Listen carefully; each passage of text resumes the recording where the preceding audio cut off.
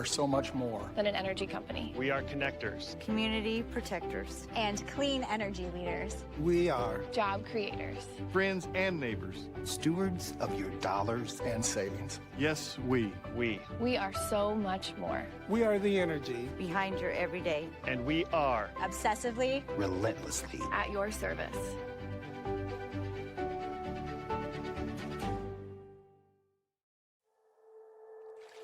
Here in the heartland, at the heart of everything cool, Greater Des Moines is more than its features. It's a feeling. A feeling of discovery and wonder everywhere you turn. Catch what you've been missing. Des Moines, the S's are silent, our city is booming.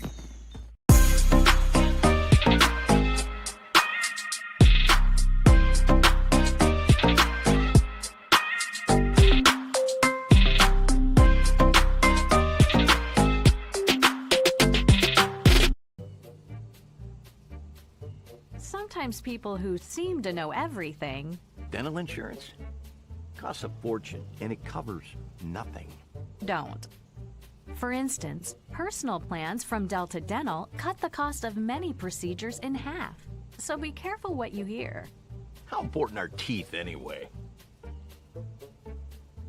Get the facts. Contact Delta Dental about saving with personal dental plans today. It's Fairway Family Food. Name one reason more people choose to shop at Fairway. Lower prices. Name something that Fairway is famous for. The best meat in town. Services! Don't play games with your food. Shop Fairway for the best meat in town. With lower prices and higher quality, everyone's a winner at Fairway. Until next time, this is Fairway Family Food. In Iowa, we all play by the same rules. Hard work pays off, practice makes perfect, success is something you earn, and teamwork helps us all be winners. The Iowa Pork Producers Association is proud to support statewide high school athletics. Because on our team and on yours, what we bring to the table is what brings us all together. Learn more about our commitment to Iowa at iowapork.org. I want a drink. And I want this free. And I want this awesome ATV. I can't get enough of winning free stuff. Casey's just gave me these. 'Cause we won the Casey's sweepstakes. The summer of freedom sweepstakes. Shop with Casey's Rewards for a chance to win free pizza, gas, and getaways all summer long. We won the Casey's sweepstakes. The summer of freedom sweepstakes. I hear you're looking for a great college where you can get an affordable education. SWIC is the place for you. I appreciate the personalized attention. And I've gotten to meet people from all around the world. The SWIC student housing is incredible. I like SWIC's hands-on training. And I'll start my career in 2 years. I can schedule my classes online or face-to-face. SWIC feels like a community, like family, like home. SWIC is a place for you.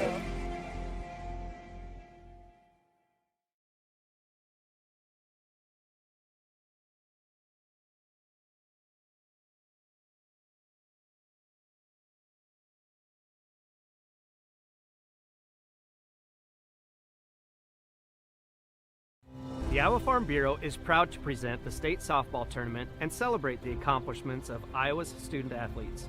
To the Iowa Farm Bureau, this is more than just a sport. It's hometown pride, it's hopes and dreams, it's our future leaders.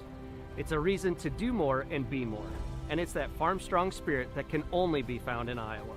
Congratulations to the student athletes and coaches on an outstanding softball season. And remember, today's successes are just the beginning of tomorrow's achievements. So Brent, your organization's support for our youth and education goes well beyond the IGHSAU. So what other support does Farm Bureau provide for Iowa's youth? Yeah, well, like I said, youth is extremely important. So, we support our youth year-round in so many different things. And, every year, the Iowa Farm Bureau gives over $250,000 in scholarships. And over the last 4 years, we've partnered with the girls' programs in offering concussion insurance at no cost to our athletes or families to make sure that these students can continue to compete at a high level. And there's only 7 states that even offer that. So we're extremely proud to be able to do that for our students.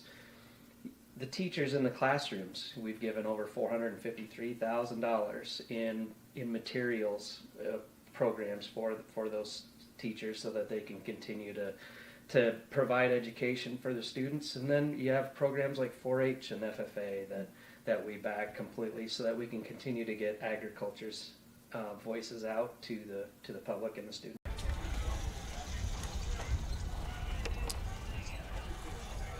Welcome in to the 2022 Iowa Girls State Softball Tournament. My name is Eric Zamora, and I'll be providing the play-by-play for this afternoon's contest. To my side is Molly Geis, as we have got a quarterfinal matchup in 2A, and it will be the 8-seed Central Springs Panthers and the 1-seed Mount Ayr Raiderettes. Molly, I understand that this is going to be a game that you'll have a little bit more insight than maybe some of the other ones you've seen this week. How are we doing today?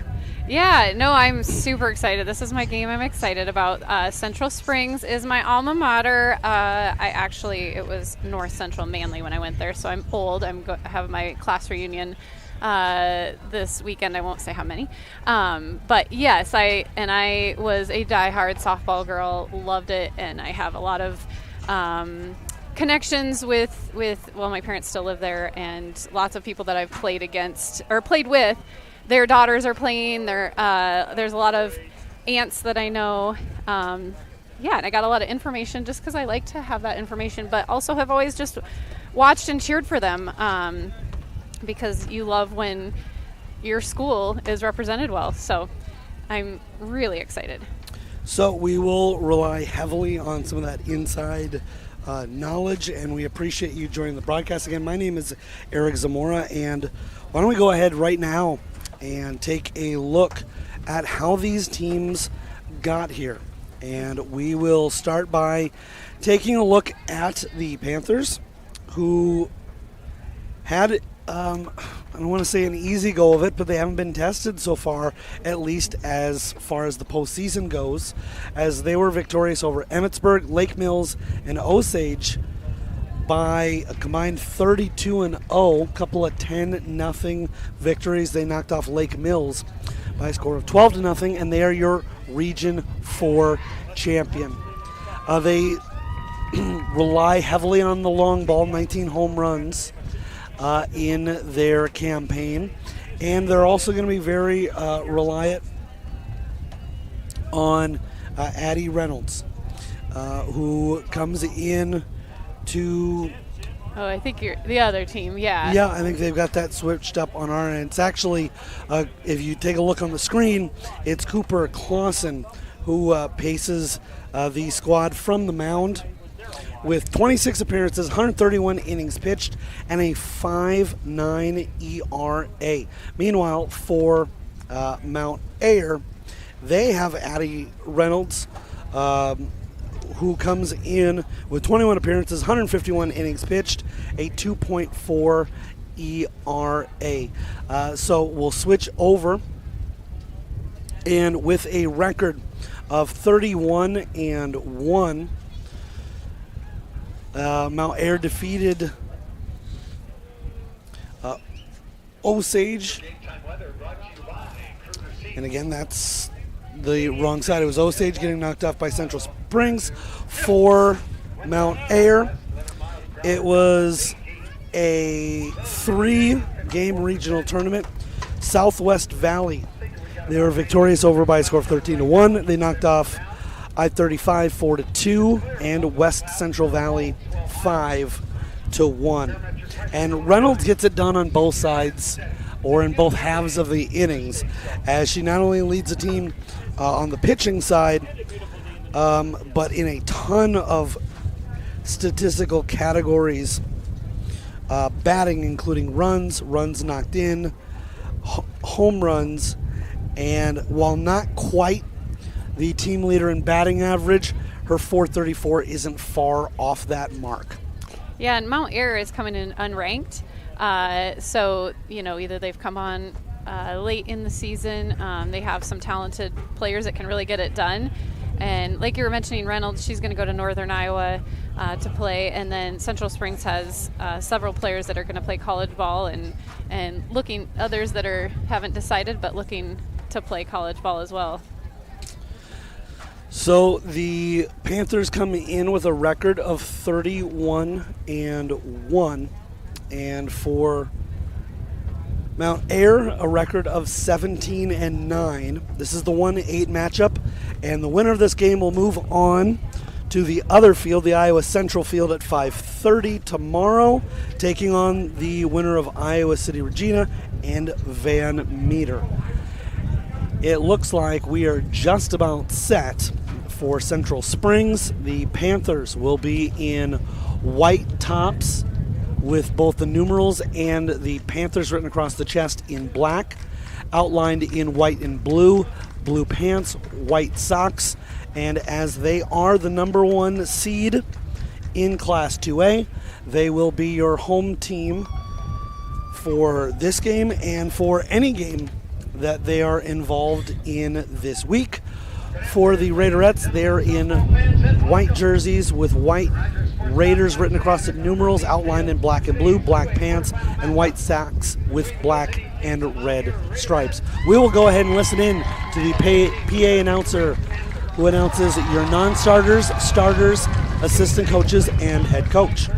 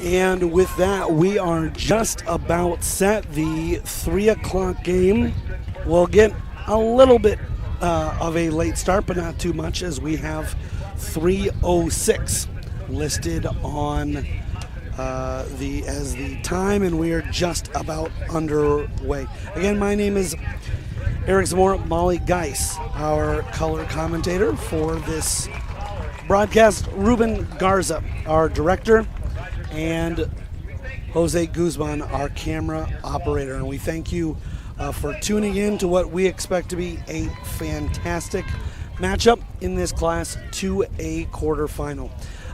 Kind of went through that one quickly with the PA announcer, so we'll set the scene for you for Central Springs again, who will start out in the field. It is Cooper Clausen being caught by Madison Kelly. Lizzie Hammond at first, with Abby Pate at second.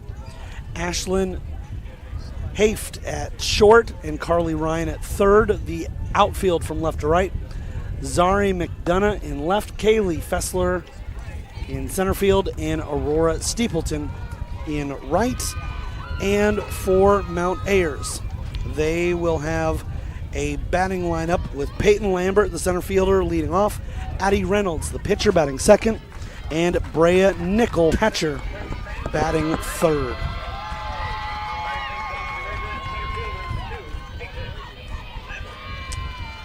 So Lambert will get a look at Clausen, both righties. Clausen has her sign, kicks, and comes inside with a pitch called ball by Brian Cole.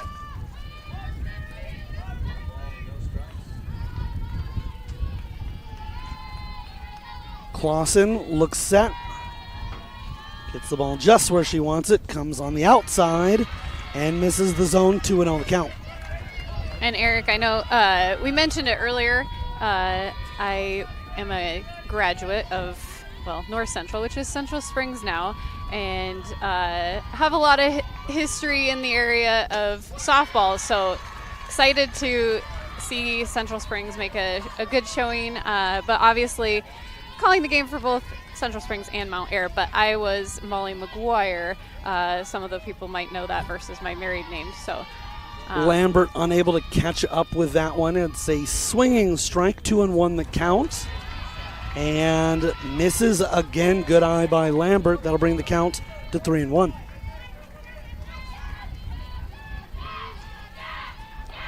Vital for this Mount Ayr squad to see if they can get base runners early. And there was one upstairs that was moving on Lambert. Center fielder can't get a piece of it, and it brings the count full.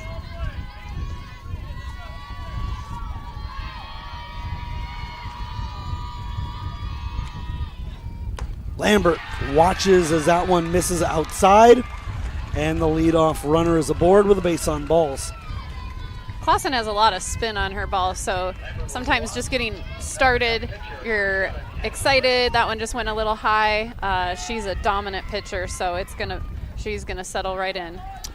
Yeah, I don't think that sometimes early in a game, especially at this level, you might wonder if that's a situation where the pitcher just wasn't on the same page with the home plate umpire strike zone, as there's a called strike on the first offering to Reynolds. I think that was simply a situation where it wasn't not being on the same page with the umpire, but instead just wasn't able to bring the location that she was looking for on some of those. And a swinging strike at a ball in the dirt, and quickly behind in the count, 0-2.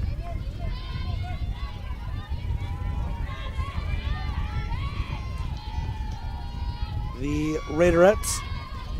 Looks like a little rain could be threatening to the north of us. Hopefully not. The Raiderettes, and that is tattooed, but well foul. In fact, won't even stay in the field, as that will head in between the two fields over the right field fence, and the count remains at 0-2.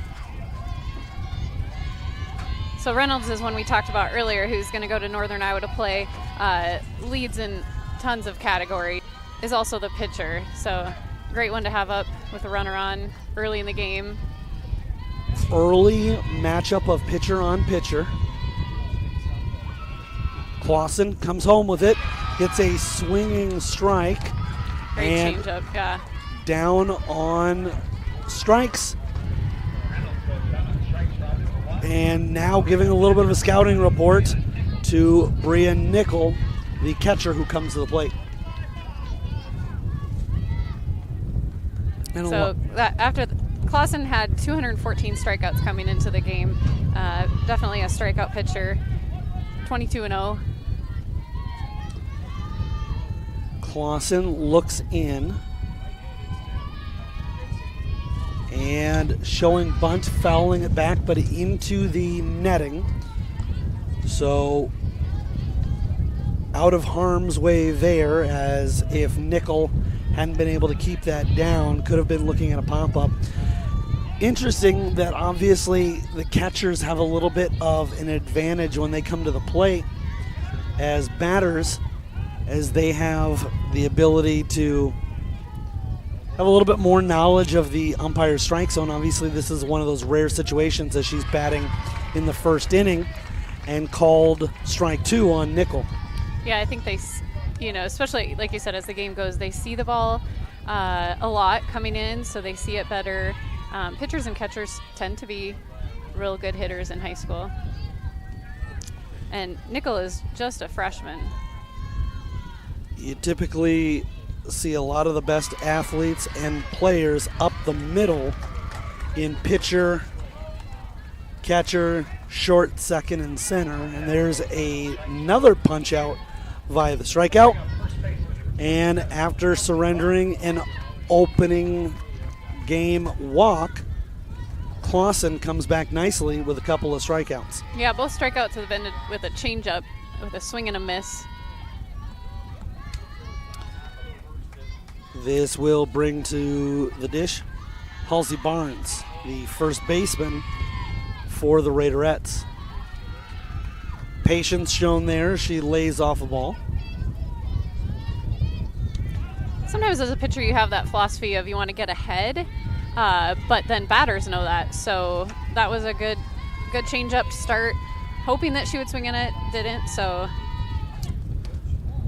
And a ball, and sometimes it might almost seem like it's a guessing game, but there's a lot of thought into pitch selection where the pitcher wants to go with it and when, and a lot of that has to do with where you find a good pitcher. You almost always find somebody behind the plate that catches them well. And in with a stolen base is Lambert. You did call that a strike. They have it on the scoreboard wrong.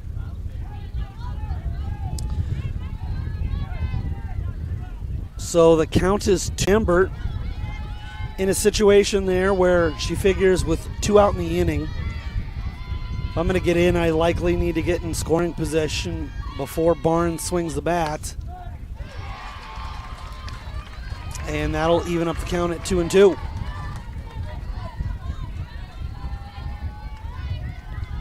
And I think that's one that the Raiderettes coaching staff is willing to take that chance, figuring if she gets thrown out, okay, then you've got an opportunity where they start fresh in the next inning. This is going to be just in fair territory, but Clausen is underneath it, and that will register the first out. No runs, no hits, and 1 left on, and we'll be back with the bottom half of the first inning with no score between Mount Ayr and Central Springs. You're watching the Girls State Softball Tournament presented by Iowa Farm Bureau on the Girls Union Network, powered by Mid-American Energy Company. We are so much more than an energy company. We are connectors, community protectors, and clean energy leaders. We are Job creators. friends and neighbors, stewards of your dollars and savings. Yes, we We are so much more. We are the energy behind your everyday, and we are Obsessively, relentlessly At your service.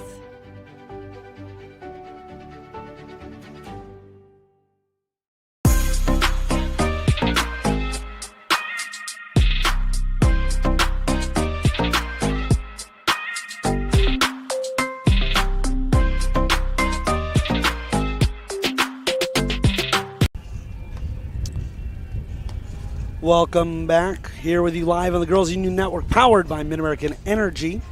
And fans, Central College has you covered with career-building programs. And with tuition less than $20,000 a year and tons of scholarships, it's the best decision ever. Apply today at central.edu. Well, Cooper Clausen is able to strand the leadoff walk as Lambert was able to steal second, but gets no further than that. And with that, we will take a look at what the Raiderettes look like in the field. Addie Reynolds is the starting pitcher for the Raiderettes, and she will be caught by Bria Nickel. Halsey Barnes and Lindsey Barnes, the right side of the infield. Halsey at first, Lindsay at second. Jackson Knight, the flex and shortstop. Zoe Larson at third. Tabby Henley in left. Peyton Lambert in center field. And Tegan Straight in right. This is Kaylee Fessler who takes a look at a pitch off the plate. Eric, their first three batters are all their seniors. They have three seniors, and you've got to imagine they're here on a mission. They've made 5 straight state appearances, never lost a regional game. Put the experience right at the beginning here, 1, 2, 3 batter. It'll be fun to see, they've got that experience. They ended up third last year and want to end with the title, as those 3 are all going to go on and play in college. So watch that top of the lineup. Fessler with a count of 2-0. She is the center fielder. And as you alluded to, this Panthers squad is going to rely heavily on them for a lot, including calming down the nerves, but also they've been in this situation countless times before, and they're the ones who are going to be able to communicate to the rest of the lineup, hey, here's what her stuff looks like. There's a swing and a miss. And Kaylee is the coach's daughter, and so it's always kind of fun to see. And this is his first year, but has been coaching them since they've been young. And what a fun experience to share. And they're going to have that opportunity, as we saw Fessler given the green light to swing away on 3-0 and unable to catch up with either of those. We've got a full count, but they're also going to be able to give the scouting report on both the pitcher and what that home plate umpire's strike zone looks like. Set is Reynolds. Comes home with it, but upstairs, and once again, we have a leadoff walk.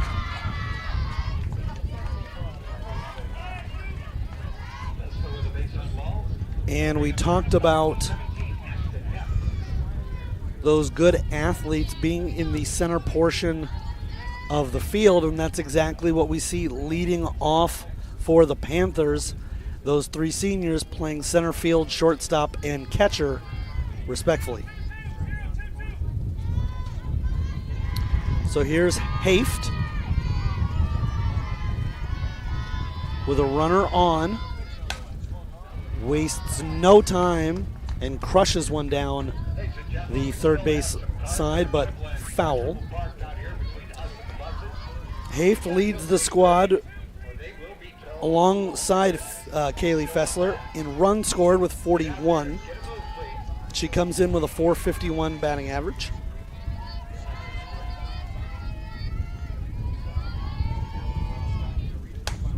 This time keeps it in play, but gets underneath it, and so does Lambert. She'll squeeze for the out, and Fessler will return back to first.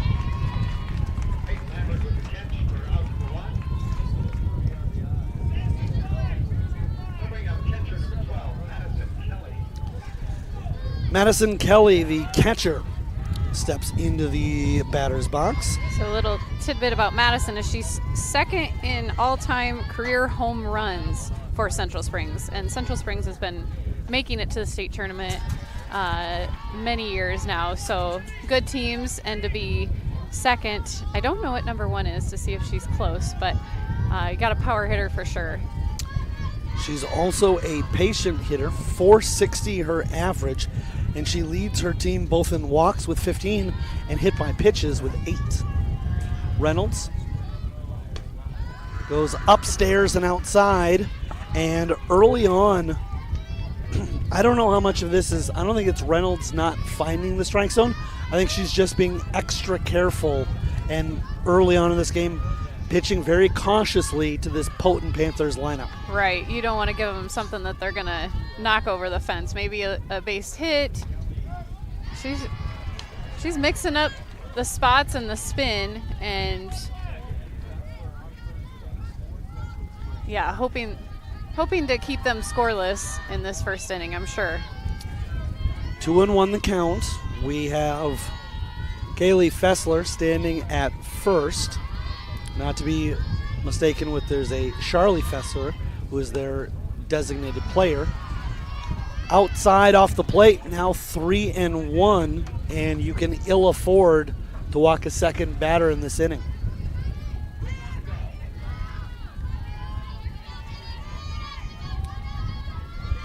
Nickel gets set. Reynolds comes home with it and fouled back into the protective screen, and that'll bring the count full, and Reynolds that much closer to getting out of a precarious spot.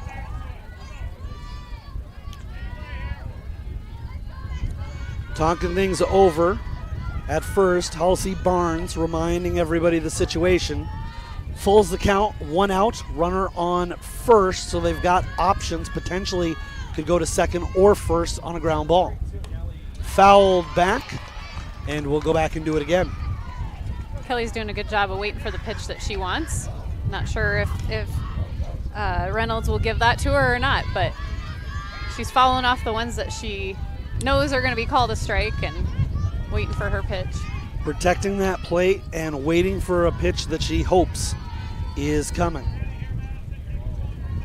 Reynolds looks set. She'll come home. Setting up on the outside is a catcher, Nickel, and it didn't miss by much, but it did indeed miss. And now the Panthers are cooking with something here, as 2 of the first 3 batters have walked. And for Central Springs, Elian Ryan, the sophomore, is the courtesy runner for Kelly, the catcher. That is also an IMT insurance substitution. You learn how you can be worry-free with IMT at imtins.com.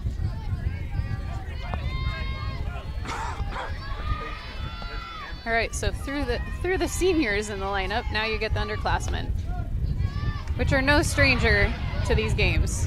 A throw to third in time. A delay to steal there, and gunned down is Fessler for the second out of the inning, and it's a big one. I think Central Springs is just testing, like, what are they ready for? Maybe we get, sometimes they're okay with getting that out. They're just trying to see if they can get away with it. Yeah. Hammond, the first baseman in the batter's box.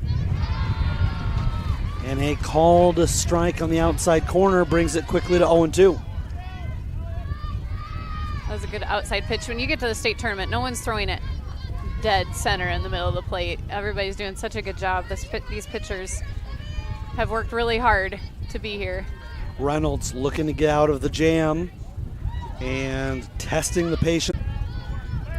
Yeah, pretty disciplined hitters here to let those that are close, they have a good eye and let it go and wait for one in the zone. Reynolds with 90 strikeouts on the season. She's set with a count of 1-2.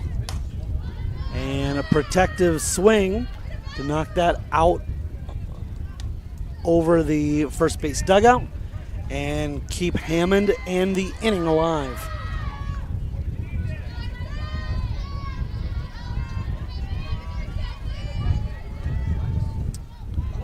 Conversation from Nickel and the dugout. They're set. Reynolds kicks, winds, comes home with it, and you could see there for a moment Hammond was tested. She nearly wanted to pull the trigger, but she lays off that it. Changeup, yeah. And she's got 2 strikes, so she's got to be ready, but held up.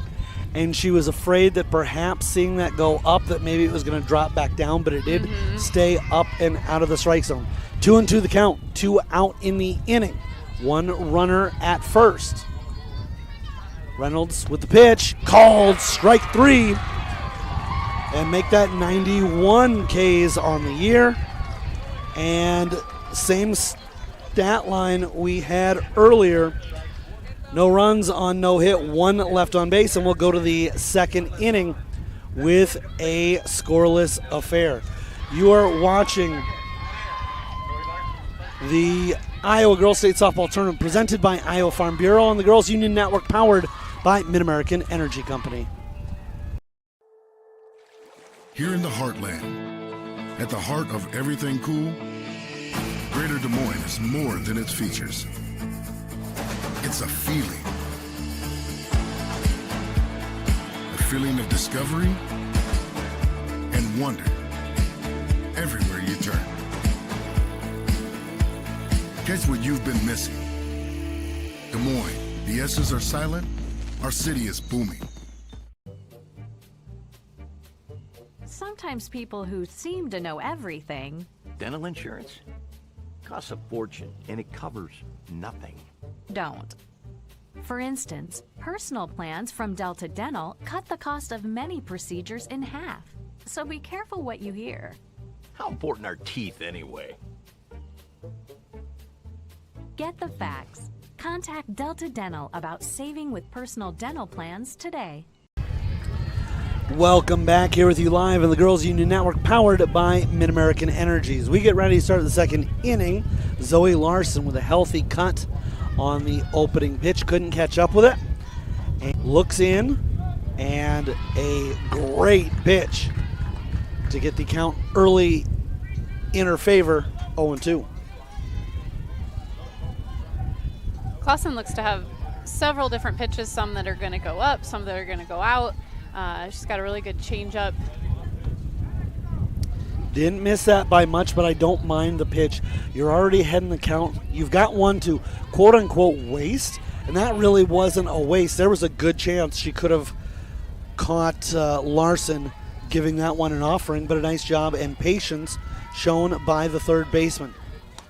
She fouls that one off. 0-2 as a pitcher, you don't truly give a strike. You give a ball that looks like it could be a strike that they might chase because they don't want to get called out for it. And I used to get in trouble if I threw a good pitch on 0-2, and I kind of get after my daughter for the same thing. Now a count of 1-2. Clausen delivers and got Larson to swing. It wasn't held on to by Kelly, so it ends up being the put out at first, as she is afforded first if she can get there before the ball does, but that is squeezed by Hammond. All 3 strikeouts. From what I can see, I'm kind of the umpire's in front of me a little bit, but it looks like changeups. All 3 strikeouts, swinging and missing. And early on, that is the bread and butter of Cooper Clausen. Clausen with now 217 strikeouts on the season, a perfect 22-0 record, and came into today's contest with an ERA of .59. Under 1 is amazing for an ERA. Now with the way that the kids can hit and the bats and the ball being more explosive, it ages me a little bit, but I played with a white ball and I pitched at 40 feet, not 43. And so you're talking about a pitcher, you said under 1 is amazing, and she's at almost half that.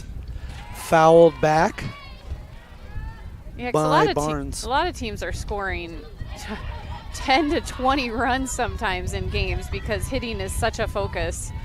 And so you have a bad inning, if there's actually earned runs, it can add up real quick. And I'm guessing Central Springs plays a lot of games that end early, not the full 7 innings. So if she has a bad inning, that averages out. But obviously she's not. Low and held onto by Kelly, brings the count to 1-2. And there's a number of reasons that you're seeing, the hits, the batting average all going up. And I can't imagine it doesn't hurt that. Who doesn't want to learn and get better at hitting? Looking in is Clausen. Comes home and into the glove of Kelly. Nice pitch. And the victim this time is Lindsey Barnes. She goes down swinging for out number 2. Yeah, they changed it into this is a long time ago, but more of a hitter's game versus a pitcher's game where they move the pitcher back to, the 3 feet, which doesn't seem like a lot, but it is, and change the ball. And this ball has a core that goes further, and then they've changed the bats as well.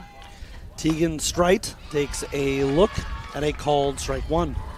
And surprisingly, you don't see Clausen with a face mask. A lot of people pitch with a face mask just because that ball can come off hot off the bat and just not enough time to react.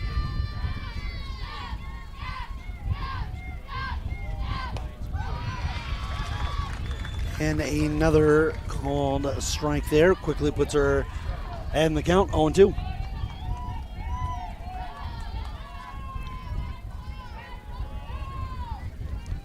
Looking to make quick work of the inning. Swing and a miss, and with that, Clausen strikes out the side.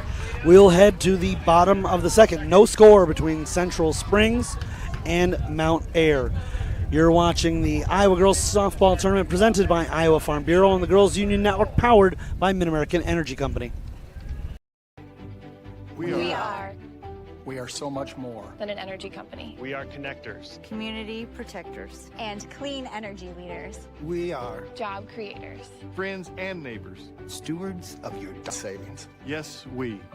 We are so much more. We are the energy behind your everyday. And we are obsessively, relentlessly at your service.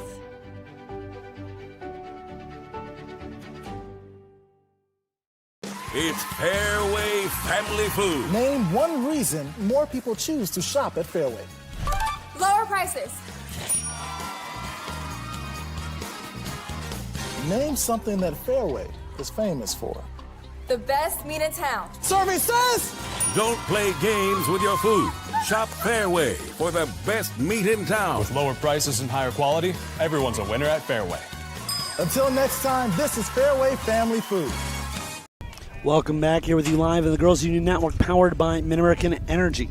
Bottom of the second, and we have noticed some decent gusts, some wind activity. Molly, how does that end up factoring into a game like today? Honestly, I feel like the wind has calmed down a little bit, but it can factor pitching. It can factor into that, make the ball move more. Sometimes the humidity makes the ball seem heavy, move less. The outfielders, we were thinking.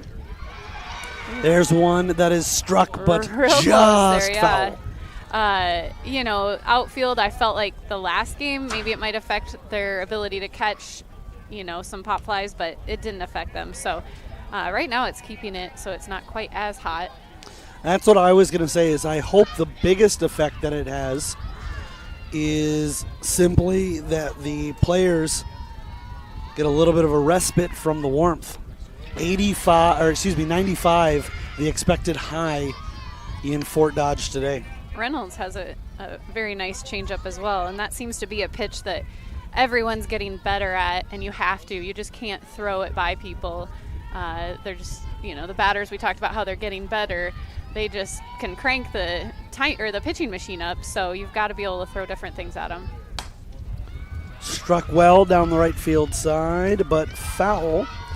And so some good contact here early on for Steepleton, just needing to find a way to keep it in fair territory.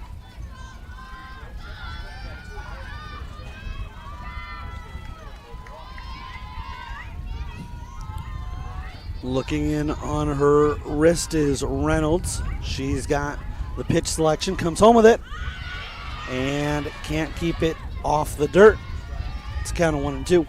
Eric, coming into this week, Central Springs ended up ranked number 1 in the state for 2A, and Mount Air was unranked. So, kudos to Mount Air for making it here, and they're here to prove that they should have been.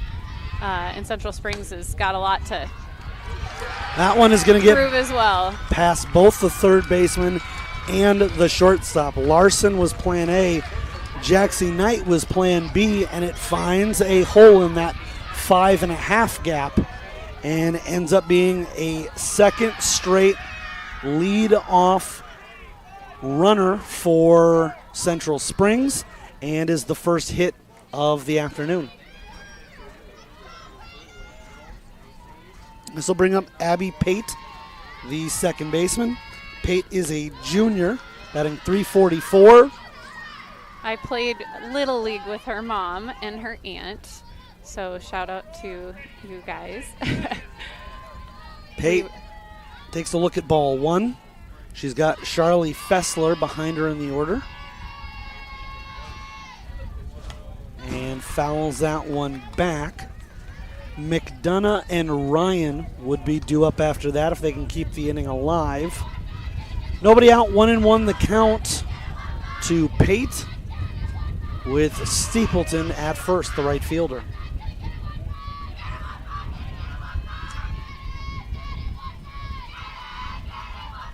And Pate is one of the younger ones, I guess, a junior, but she was third team All-State last year.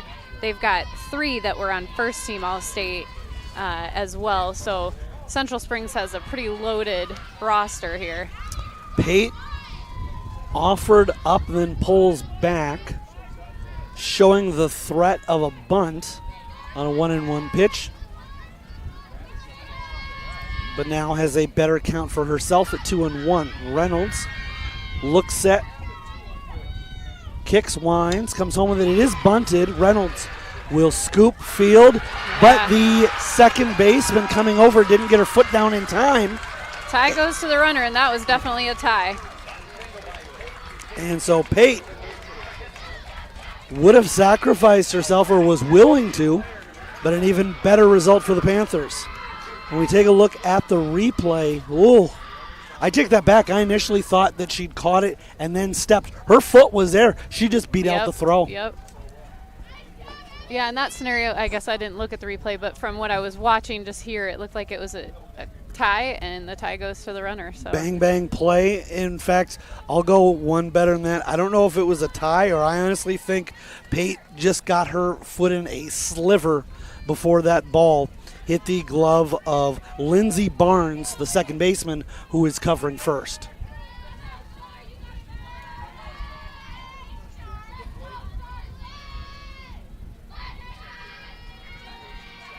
So the younger sister of the Fesslers.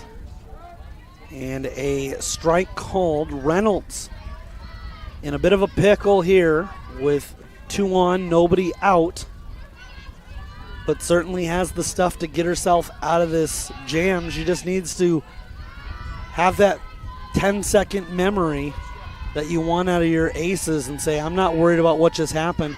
I got to focus on the batter in the box. Bunted down, first baseman. Ooh. Throws over to first, not in time. Yep, pulled her foot there. I think she was thinking she was going to third, saw she didn't have time, and took it over to first. And Halsey Barnes looks around for a moment, and because of that, covering second was Lindsey Barnes, and the throw just a little bit off, just enough to pull her from that first base bag. So now bases loaded, nobody gone. Hit deep to center left field. This will be a catch. The throw is on line, but beating it in is Steepleton with the first run of the game.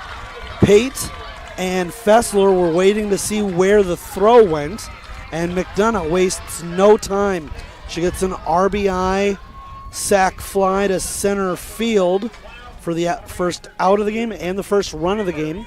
And now Carly Ryan, the third baseman, is up before we go to the top of the order. So 3 straight singles. This is hit out to left field. Nice catch. A great catch by Henley, who had to run over. Now they'll throw back to second. Couldn't get that there in time. But Pate is plated, and with back-to-back flyouts. That was a deep ball. It sure was. Honestly thought it was going to be out, and then it kind of just died. Well, from my vantage point, I wasn't thinking home run. I was thinking that was going to be one of those balls that the left fielder finds a way to get a piece of, but not hold on to. Yeah. That was a great play. It really was. By the left fielder, Henley.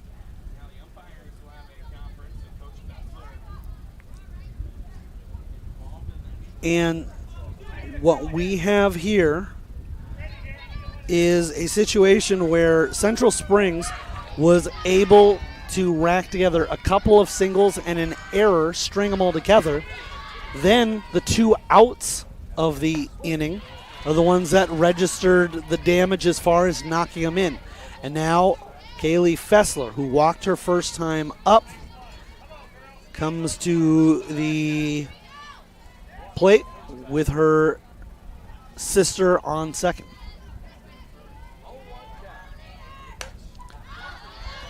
Out over the outside of the plate, and Fessler swings through that, fouls it back, and quickly finds herself down in the count 0-2.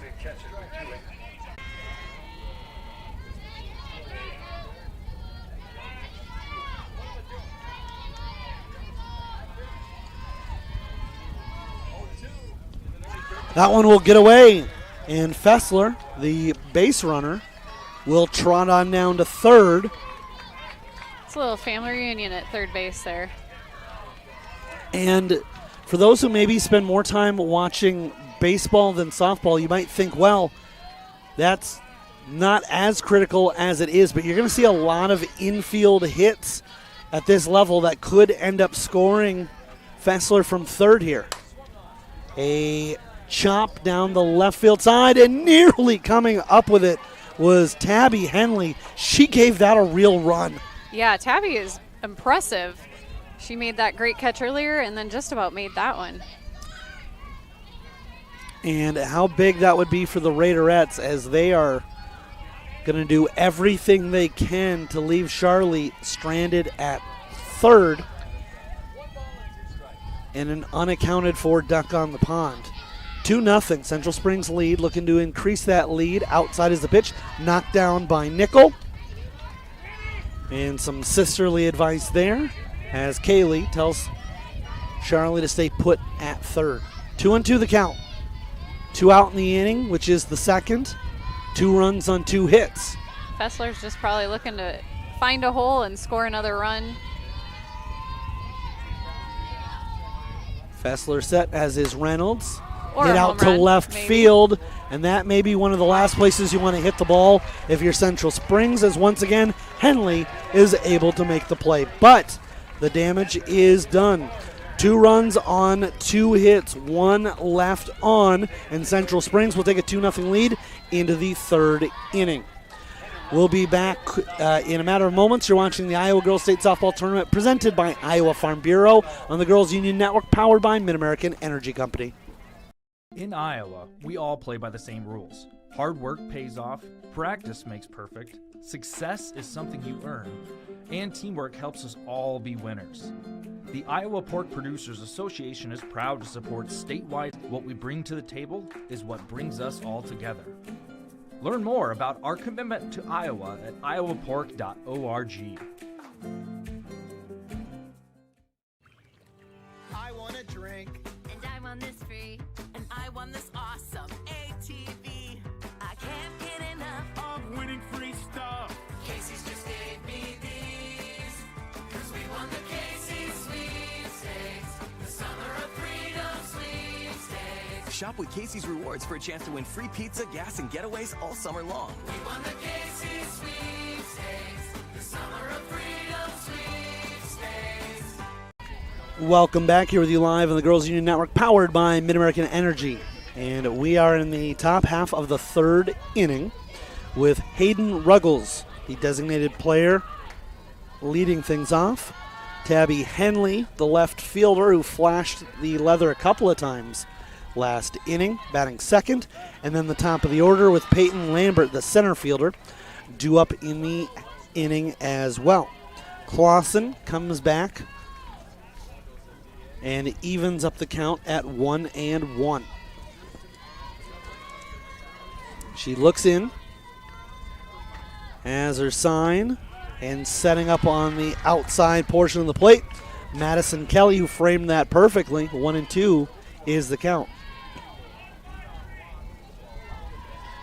Clausen has punched out 5 batters already, accounting for 5 of the 6 outs she's recorded. That one missed low, but not by much. Eric, I have to kind of chuckle here because I'm looking through. My mom is known for giving me newspaper clippings, and here she handed me a bunch of them on Central Springs, and it's kind of neat to see all the articles. Swinging and missing, but it looks like she's going to get to first, and does indeed. A heads-up play by Ruggles, who races down to first. And at this point, for the Raiderettes, they don't ask how, they ask how many. They just need base runners, and that's what they accomplished. This will bring Henley up to bat with a runner on. And for Mount Ayr, you've almost got to feel like you're playing with house money with that runner at first right now. I was just about to say that Clausen, on that 0-2 pitch, threw one outside of the zone, but you see if you can't get the batter to chase, or quite honestly, it was close enough to the strike zone where you see if maybe the home plate umpire doesn't give you one. Right. And especially when you're as dialed in as you are, it's easy for umpires to go, well, she's been striking out everybody left and right. Maybe I didn't see that one clearly. Maybe that actually was a strike. Yeah. But a good job there by Brian Cole, the home plate umpire, to correctly call that one a ball. Casey Conover is our first base official. Phil Crease at third. This will be grabbed by Clausen, who does a good job there with Hammond coming over. They nearly had a collision, but they were able to work that out, stay out of each other's way. Clausen registers the out with Abby Pate covering for Hammond, and in the process, Ruggles gets to second, and now you've got the top of the order. So the butterfly effect, we don't know exactly what would have happened, but had that been what Henley was going to do anyway, you'd be looking at 2 out, nobody on, and now you've got just 1 out, a runner in scoring position, and the top of the order up for the Raiderettes. And with as dominant a pitcher in the circle as Cooper Clausen, I don't think you can ask for much more if you're Mount Ayr. Yeah, base hit to the right spot, scores one. Big, healthy cut there by Lambert in one low in the strike zone. And she finds herself in a hole, which is understandable. That's going to happen quite often. I think Cooper Clausen's going to do what she can to get back in and hit some more. Goes inside with the pitch, and Lambert lays off of it. I see her looking in the dugout at the coach, and he calls out the signals, and she reads them on her arm. In 92 at-bats on the year, Lambert's been pretty good preventing the strikeout. Only has 10, but that's going to be the 11th for her on the season. And it's the second out of the inning. And boy, if the Panthers can leave Henley at second, then you're talking about through 3 innings. Reynolds has 10 home runs this year, so couldn't ask for a better hitter up right now. Reynolds with a runner at second. There's going to be a called strike, but just finishing that thought, if the Panthers can get through 3 innings and think, well, we only had 2 people get on base and neither of them got past second and we stranded them there, that's a real big boost for them going into their hitting half of the third.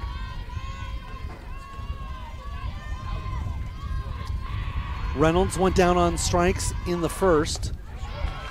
Can't catch up with that. Oh. The throw is over the head of the pitcher, and that will allow the base runner, who takes a bit of a spill there, but is back up on her feet and on third base. So the throw from the catcher, Kelly, goes over the head of Clausen. And just a little bit of an awkward step there by Mount Ayer's Jaxie Knight, who is the flex player and shortstop running for Henley. And she was going with the changeup strikeout pitch. That has worked for her so far. It was a good pitch, but Reynolds is a smart hitter and going to lay off of that and knows that it probably wasn't going to be called. Reynolds. A lot of umpires don't typically call a changeup as a strike, which is frustrating when you're a pitcher. Reynolds waits, pops this one up into foul territory. No, it would have actually fallen in fair had it not fallen into the glove of Ashlyn Haft. So that will do it for the top half of the third inning. And no runs on no hits, one left on base.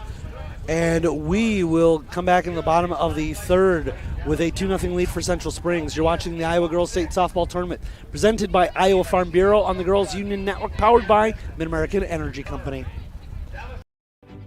We are We are so much more than an energy company. We are connectors. Community protectors. And clean energy leaders. We are Job creators.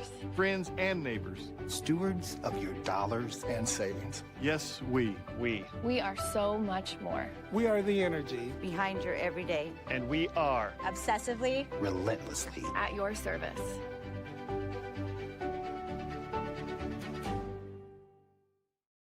I hear you're looking for a great college where you can get an affordable education. SWIC is the place for you. I appreciate the personalized attention. And I've gotten to meet people from all around the world. The SWIC student housing is incredible. I like SWIC's hands-on training. And I'll start my career in 2 years. I can schedule my classes online.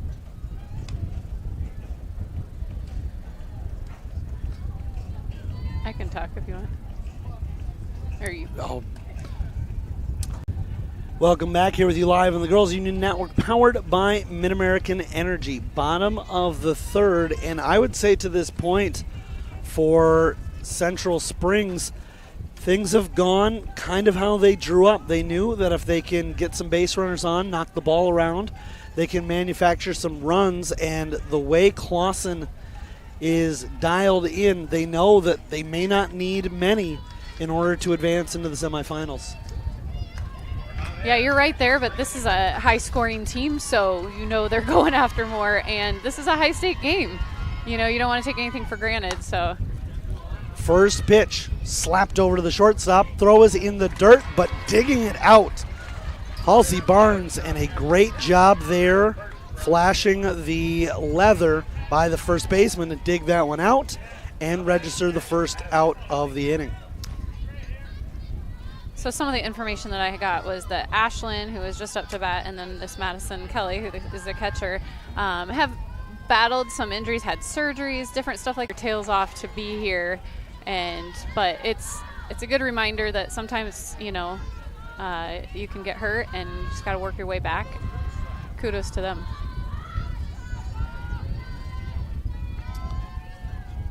Reynolds comes home with it, but a little bit low and off the mark.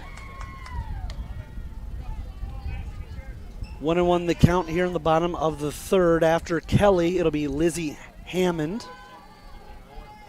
And then, if they can keep the inning going, Aurora Steepleton, who scored the first run of the two for the Panthers. Called strike at the knees.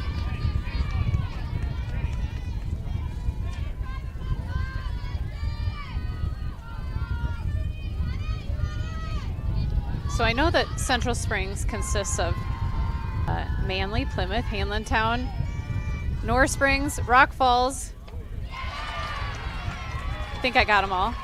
And Kelly unable to come up with that one on the outside.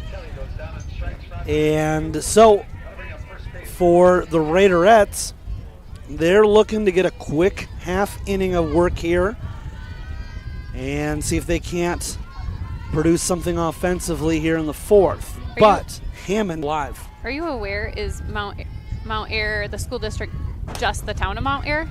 I'm not sure. This is a one-hopper to the second baseman, Lindsey Barnes. She'll fire over to Halsey Barnes. And a quick 1-2-3 inning. No runs, no hits, nobody left on base as Reynolds retires the side. You're watching the Iowa Girls State Softball Tournament presented by Iowa Farm Bureau on the Girls Union Network, powered by Mid-American Energy Company. I'm Brent Johnson, an Iowa farmer from Calhoun County and president of the Iowa Farm Bureau. As proud title sponsor of the state softball tournament, the Iowa Farm Bureau is dedicated to creating a vibrant future for Iowa through partnerships and programs that help cultivate individuals with great character, a strong work ethic, and exceptional leadership skills. Making it to the state tournament is a great accomplishment that takes a lot of support. That's why we provide millions of dollars in awards, grants, and scholarships that recognize athletic and academic excellence. The well-being of Iowa students is also very important to Farm Bureau. That's why we provide concussion insurance coverage at no cost for all students in grades 9 through 12 who participate in a sanctioned sport. As just one of only 7 states to provide this coverage, it's just another way we're striving to support Iowa's outstanding young leaders. So, from the Iowa Farm Bureau, congratulations to all the players and coaches on an outstanding season, and good luck in the tournament. Welcome back, here with you live in the Girls Union Network, powered by Mid-American Energy. Top of the fourth, and Clausen throws one in the dirt. Bria Nickel lays off of it, and 1-0 the count. Erica did a little research on Mount Ayr, because you can always ask Google. You sure can. There is 9 towns in their school district. I can't say as if I can pronounce all of them, but I think that's pretty interesting, and a rural area is what it says. 1-1 the count as Nickel was unable to catch up to that one. Outside and low, ball 2.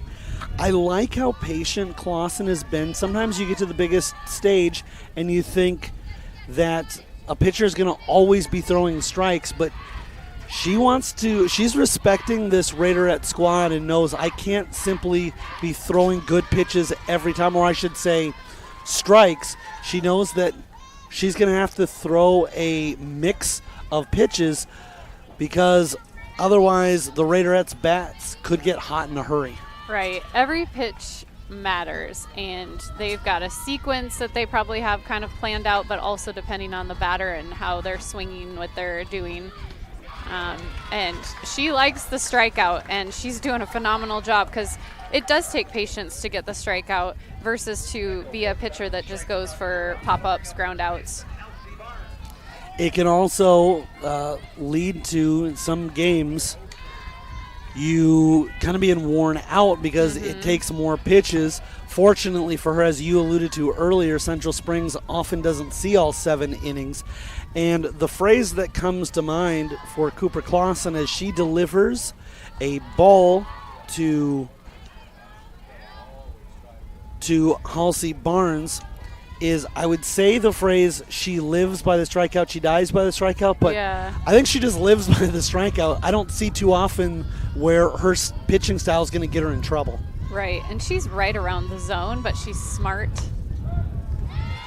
Yeah, she's a smart pitcher.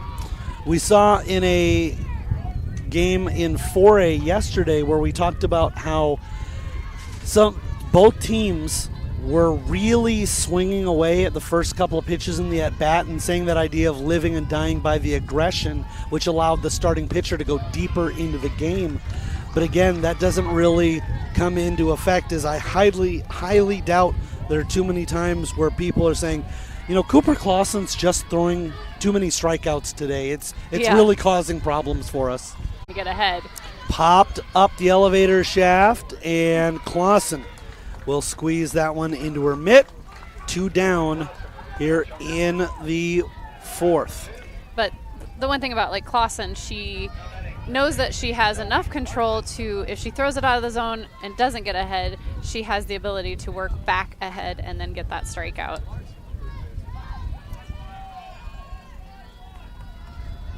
Clausen checks in at her wrist, and with Zoe Larson in the batter's box, as you alluded to, might be looking at a good pitch early on, and she gives it a healthy cut. Larson, a third baseman, struck out her first appearance in the 2nd, although was officially a put out at first. This one is hit all the way out to the left field fence in foul territory, but getting underneath it is McDonough. And the Mount Ayr squad goes down in their half of the 4th. 1-2-3. We'll be back with more. You're watching the Iowa Girls State Softball Tournament, presented by Iowa Farm Bureau on the Girls Union Network, powered by Mid-American Energy Company. We are so much more than an energy company. We are connectors, community protectors, and clean energy leaders. We are job creators, friends and neighbors, stewards of your dollars and savings. Yes, we. We are so much more. We are the energy behind your everyday. And we are obsessively, relentlessly at your service.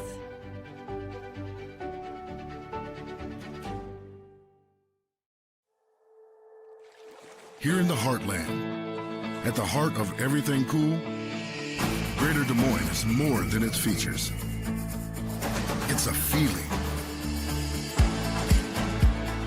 A feeling of discovery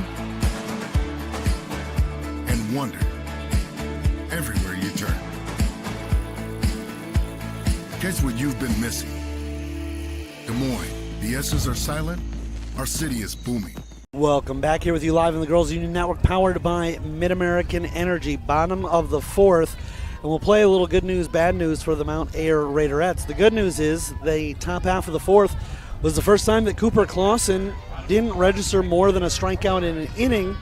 The problem was she still was able to go 3 up, 3 down, and that's 3 less outs for the Raiderettes to use offensively to try to get back in this.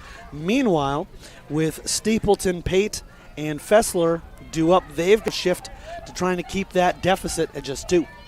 Yeah, and that inning ended with the left fielder Zari McDonough catching a tough ball, and she's a freshman, and you know that'll get rid of some nerves real quick at the state tournament. Is make a catch like that.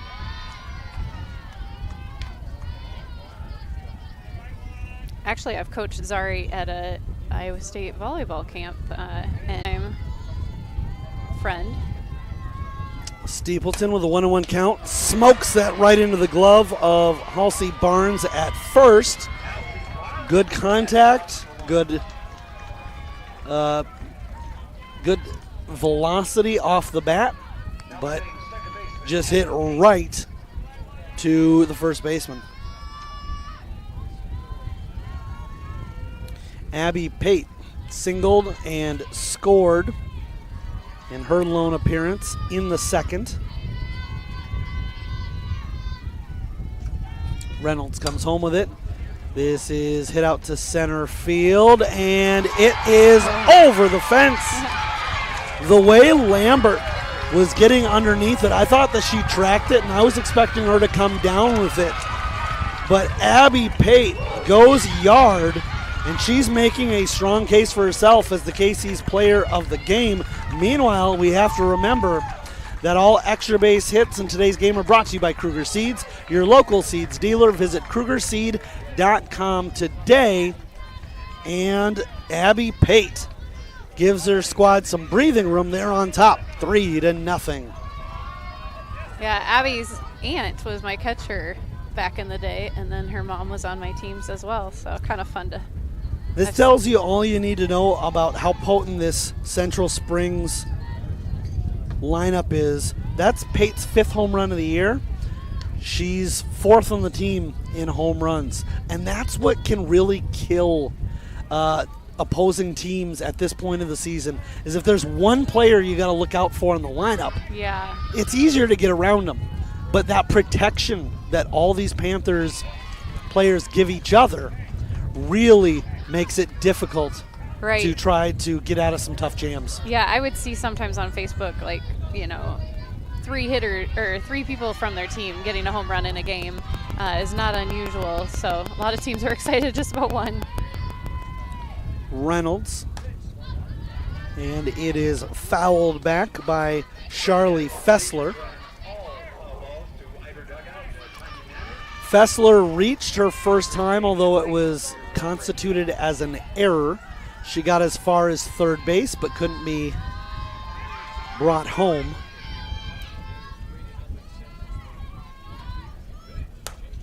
And hits one deep to center field, and it hits off the Kruger Seed signage. And how apropos, as we just mentioned, extra base hits in today's game are brought to you by Kruger Seeds, your local seeds dealer. Visit KrugerSeed.com today. But back-to-back multi-base hits, and it will bring up McDonough.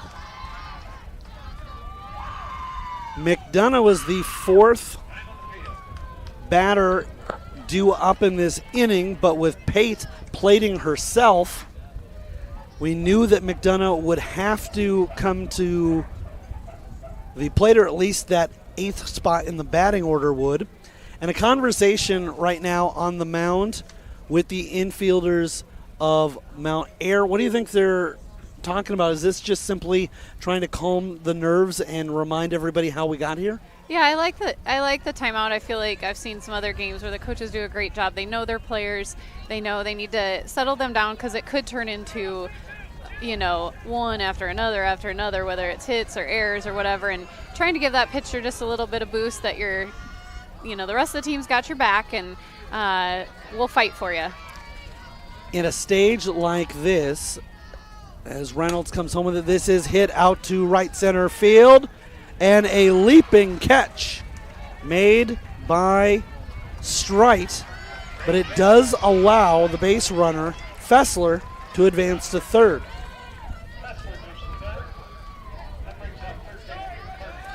You're right. When you call those timeouts, you're thinking of situations where at this juncture of the season, you can easily have a season unravel because of one mistake or one bad pitch or one bad play.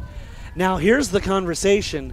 Is the Mount Ayr squad thought that Fessler left early? I was going to mention I was wanting to see a replay, because I thought just from the naked eye that she possibly did. And it's worth a shot. Like, there's nothing they're going to lose. They can change the momentum of the game. You know, they don't get to do an instant replay. We could watch it, but that's not fair.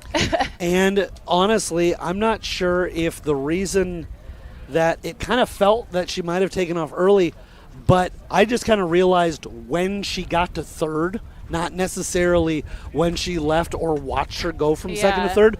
So it could have been that Fessler was just so fast from second to third that that's why we thought that she left early, but the officials have conferred. Well, yeah, and the catch was she was falling back a couple steps, so I think they didn't see it, and it was, like I said, it was worth a shot to ask. Reynolds would love to punch out Carly Ryan and not have to deal with the top half of the order this inning, and that's exactly what she gets. For the second time in the inning, a fly out to the first baseman, or a line drive earlier, and a home run by Abby Pate makes it a 3-0 lead. You're watching the Iowa Girls State Softball Tournament, presented by Iowa Farm Bureau on the Girls Union Network, powered by Mid-American Energy Company.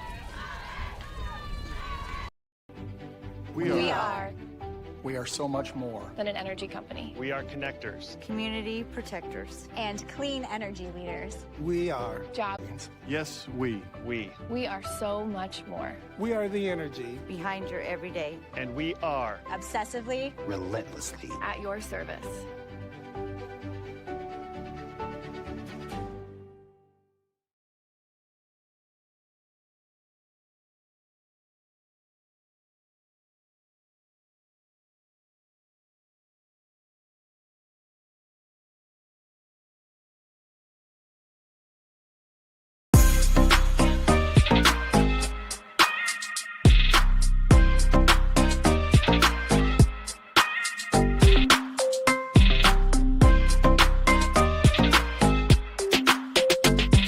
here with you live on the Girls Union Network, powered by Mid-American Energy Company, and one pitch in the 5th inning, and a quick pop-up and a quick out. We'll talk about that in just a matter of moments. Well, actually, we'll go ahead and take a look at the replay as Kelly, the catcher, gets under it and quickly disposes of Lindsey Barnes. This will bring up Tegan Strite. Swing and a miss by Strite. And a reminder, hey fans, Central College has you covered with career building programs. And with tuition less than $20,000 a year and tons of scholarships, it's the best decision ever. Apply today at central.edu.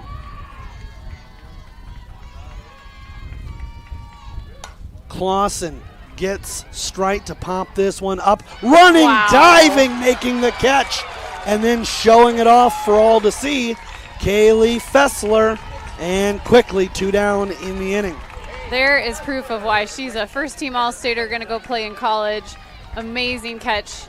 You know, you get to see their hitting all the time in a game, but you don't always get to see great plays like that and what they can show off. Kaylee Fessler will be at Missouri Western State at the next level, and especially when you have a pitcher like Clausen, because Clausen gets so many strikeouts, so many times that if the batter is able to put it in play, it doesn't get very far, doesn't get outside of the infield, or sometimes doesn't get to the back half of the infield with dribblers that are picked up and fielded by the pitcher and catcher. So you're right, for Fessler, maybe the most difficult part of that play was the fact that she hasn't been tested much in this game, and yet she stays sharp, and an outstanding defensive gem from the center fielder. As a pitcher, when you know that you've got people like that behind you, it's, you know, when you do talk, gonna make plays for me. As the count is 1-1, Clausen looks in, goes low, and it's a ball. I'll compare that to, it's the way, if we're comparing the pitcher in this scenario to a hockey team who knows they've got a all-star goaltender in the back that says, hey, even if I make a mistake, I've got somebody behind me who's going to bail me out more often than not. Inside, 3-1 the count. She's got Henley to follow her up. Ruggles actually reached base safely back in the 3rd inning, despite the fact that she struck out. That ball got away from Kelly, and Ruggles ended up at first. Fought off, and that's that inside-out swing where Ruggles at that point is just doing anything she can to put bat on ball.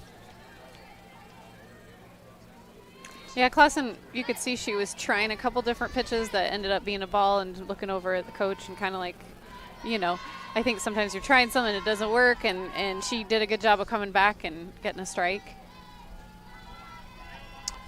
Clausen rocks, comes home with it, and a ball upstairs. That has been her money pitch, the changeup on a strikeout, but just a little higher than what she had been throwing. Yeah, and I'm not quite sure if that's exactly the pitch that she wanted, if maybe she got a little bit higher than she anticipated, or if she was expecting it to drop back down and it kind of stayed put. But a 5-pitch walk has Ruggles at first for the 2nd time in as many times as she's stepped into the batter's box, and now this brings up Henley. Henley takes a look, count. Clausen trying to get through 5 and keep that 0 up there for the Raiderettes. Henley thought about it for a moment, lays off.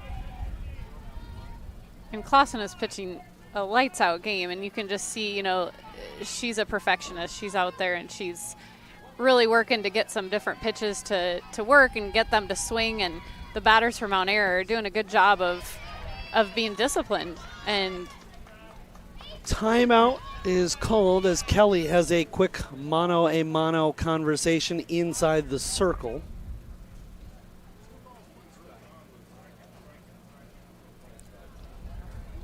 sometimes as a pitcher, you want to be talked to, and sometimes you're like, I'm fine. Sometimes you appreciate that advice. Other times you want to remind your teammate, yes, I'm aware of the TPS report. Yes, I got the memo. Clausen looks in. Henley swings and can't catch up to it. And as dominant as Clausen has been, keep in mind that the Raiderettes are just a swing or two away from cutting this game to really tight, even getting it evened up at 3. Yeah, they need to start piecing together some base hits. Swing and a miss. And the putout will be at first as Kelly can't hold on to it, but does keep it in front of her and gets it down to first. Bottom of the 5th coming up, 3-0, Central Springs on top. You're watching the Iowa Girls State Softball Tournament presented by Iowa Farm Bureau on the Girls Union Network, powered by Mid-American Energy Company. Sometimes people who seem to know everything Dental insurance costs a fortune, and it covers nothing. don't.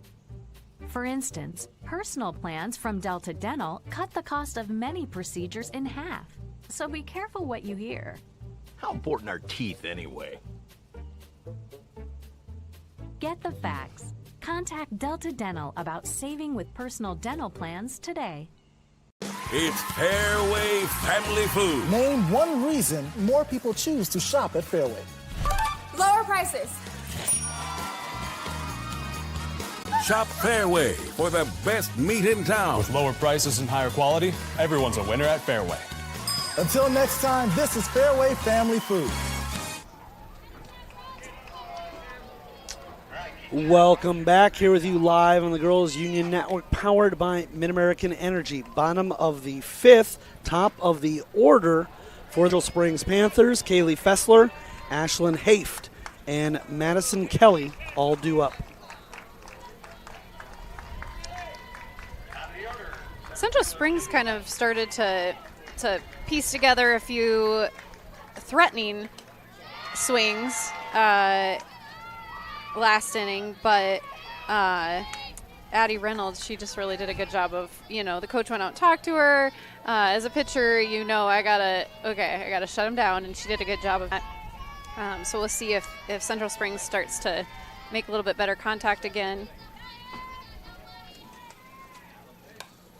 Fouled back into the netting by Fessler, who is 0 for 1 in the contest. Flew out to the left fielder Henley. Lambert. Oh, yep. When you get doing so many games.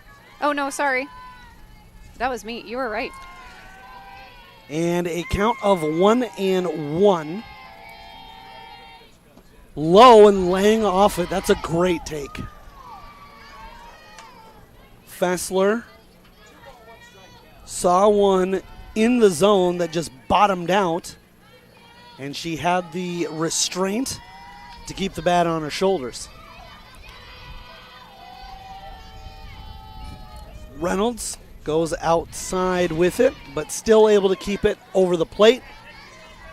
Umpires here do such a great job of calling the corners and seeing it, and that just went over the corner and she gets a strike. And I think you can say high praise of officials all year long through IGHSAU, as this one is an inside-out swing, ends up pulling it foul, but particularly in Fort Dodge this time of year, because with no other games to do, they know they can take the best of the best, and that's what you see year in, year out at this tournament. Yeah, at the end of the year, they always ask coaches to rate the officials and then tell who they think is qualified to do the state tournament. So they take that, into consideration and only get the absolute best here. 2-2 the count. Reynolds goes inside with it, and so this will bring the count full at 3-2. Reynolds thought she had a strike there, but as pitchers, you kind of try to sell it a little bit. And particularly as the caliber of pitcher goes up, They sometimes get those calls, but a good job of Cole, the umpire. That's going to be a fair ball. Takes one hop over the head of the third baseman, and Zoe Larson has got some height, but even she couldn't catch up with that Kruger Seeds double. Extra base hits in today's game are brought to you by Kruger Seeds, your local seeds dealer. Visit Kruger, that's Kruger, seed. Take a look at the replay as that bounced just in front of Larson. And then, even though all that matters is where it is at the bag, it even landed fair on that second bounce on the deep portion of the infield. Yeah, and the pitch before where Reynolds thought she had a strike, was hopeful that she had a strike because she knew the hitter that Kaylee Fessler was, and Kaylee Fessler took advantage of another pitch. Upstairs and outside is the offering to Hafe, who gets all of this one, drills it, and it's gone. To almost straight away center field, Ashlyn Hafe with a 2-run home run, and it brings it to a 5-0 game. What a dangerous hitting lineup they have. Well, I didn't want to say anything because if you're Mount Ayr, you don't want me jinxing it, but believe it or not, going into the 5th inning, so the first 2 times through the lineup, Central Springs' first 4 batters had combined for 0 hits. They had a couple of walks, but there, Fessler with a double, Hafe with a home run, and right now the Panthers are breathing a little bit easier, having extended their lead. Right, and bringing back that conversation of the top 3 being seniors who have all done amazing things at Central Springs, been here 5 years in a row. They weren't going to be silent the entire game. Madison Kelly, 0 for 1 in the game, did lead things off, or her first appearance, I should say, in the first, was a walk. However, she couldn't get past first, struck out her second time up back in the 3rd. So keeping with the scheduled tradition, once again is up in the odd-numbered inning. And with a count of 2-1, knowing how dominant Clausen has been, and equally knowing that Reynolds has been giving up base runners left and right, Kelly has to have in the back of her mind this could be her last at-bat this game. Fouled back and away, although she'd probably take that because more than likely that means that her squad doesn't need to bat again in the 7th. The Raiderettes are really making an impressive showing. Like we talked earlier, they are coming in unranked, 17-9 overall. Good record, but the competition maybe not quite. They have played some tough teams, Ankeny, Bondurant, some other tough teams. But Central Springs coming in ranked number 1. So you've got the 1-8 seed playing against each other. Sometimes you see a 10, 12-run rule. So far, we're in the 5th inning and 5-0. So. And you got to tip your cap to the way that the Panthers have put up those runs. In the 2nd, it was 2 hits and an error, which could have easily been ruled a hit, as that one is popped up and gloved by the second baseman. So from there, a couple of RBI sac flies that the Panthers were able to get a couple of runs across. And then what can you do about both Abby Pate and Ashlyn Hafe hitting one out of the park? That accounted for 3 of their 5 runs. So if you're the Raiderettes and at the end of the day you say, we got beat because 2 great hitters were able to make contact and hit it out of the park, what else can you do?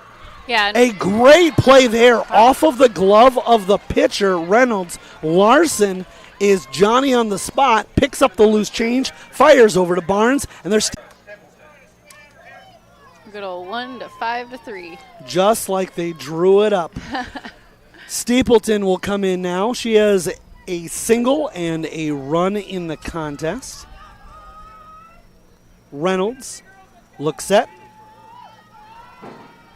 Comes home with it. Drilled out to left field. And Henley once again shows her worth. But 2 big runs scored by Central Springs. They lead 5. Presented by Iowa Farm Bureau on the Girls Union Network. Powered by Mid-American Energy Company. I want a drink. And I want this free. And I want this awesome ATV.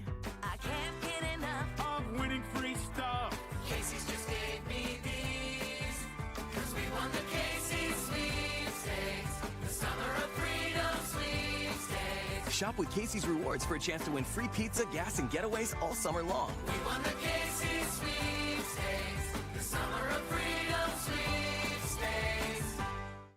I hear you're looking for a great college where you can get an affordable education. SWIC is the place for you.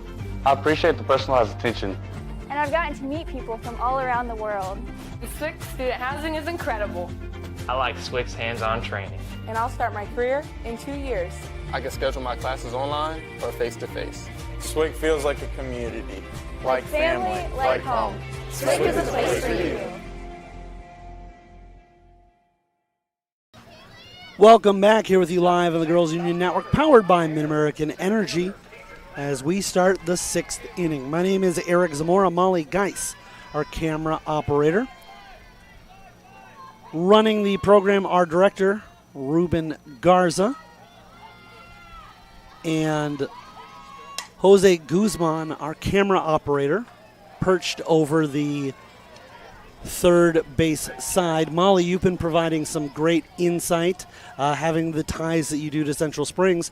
I'll have you know that our director, Ruben Garza, I know his father, great guy. He and I have played a lot of adult recreational hockey together over the years. Ah, that's the hockey insight that we're getting. Yes. My brother's kids play a lot of hockey. I wish I could claim I knew much about it, but I don't. If you're a fan of basketball, believe it or not, the games are more related than I really realized, but a lot of the way that a hockey power play operates is very similar to what you're trying to do in basketball, with moving the ball around the perimeter, finding somebody down low, then kicking it back out. But we digress. With a count of 1-2, right now the Raiderettes with limited opportunities here to get any runs across, and this is arguably going to be their best opportunity. Agreed. Yeah, at the top of the lineup. And third time through, hoping that they've learned something the first 2 times up. That is indeed the situation we find in front of us, as Lambert, Reynolds, and Nickel are due up this inning, and they have a clean slate, nobody out. This one is popped up into foul territory, and sliding on her left knee, Madison Kelly is able to retire Lambert for out number 1. Yeah, Eric, I got to do a shout out to a past coach at North Central Springs now, Mick Mawson, who is my stepfather, who has coached many of the up-and-coming players, and he is here in the crowd watching, and they follow all the time with my mom. So, yeah, and he joined Mr. Kloster back in the day as the softball coaches. An inside upstairs pitch, and giving it a healthy look was Addie Reynolds, unable to catch up to it. Reynolds struck out in the first and popped up to the... Coach Fessler is in his first year of coaching, but he has been an assistant coach for Central Springs and has coached these kids, since they've been young. And then another coach who has brought the Central Springs program up, I know her as Punky Craft. Belinda, I believe, is her name, but we played Little League against each other, and She coached until last year, so I think it's neat to see the progressions of a program. Kelly tries to frame that outside pitch, but home plate umpire Brian Cole, it's not his first rodeo, and he correctly calls that ball one. It's a count of 1-2. The pitcher-on-pitcher duel. Reynolds, a left-handed batting pitcher, as she smokes that one down the line and keeps herself in the at-bat. I noticed the umpires have pink on today. I did notice a game before that I was doing, they had some pink socks. I don't know if today is the day that they are I saw for some pink mixed in later in the day yesterday, so I think it's just part of the fashion rotation. Yeah, and honestly, a good friend and a big contributor to the Iowa Girls High School Athletic Union is fighting not a cancer, so it might be for Lisa. Hit and struck just wide and foul.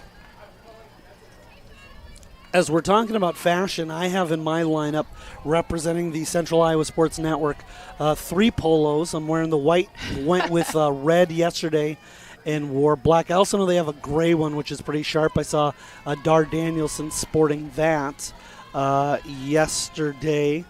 As I got a little kick out of last night after the game, myself and Jeff Stark, who's one of our camera operators, took into the sports page a local eatery to get some late night dinner, and actually the people across the bar from us were some North Scott fans, and they were actually talking about, among of all things, they were talking about the broadcast of the North Scott game yesterday, and specifically a commentary on myself and Emery Songer, who were the play-by-play and color guys for that. And I was happy to know that, being the fly in the wall, they actually had nice things to say about our call of the game. So that's always good. If you see anybody walking around wearing white, black, or red polos, I wouldn't say anything bad about our broadcast. You very could I'm be incognito. Yeah, I'm in a tank top. You very well could be talking in front of the person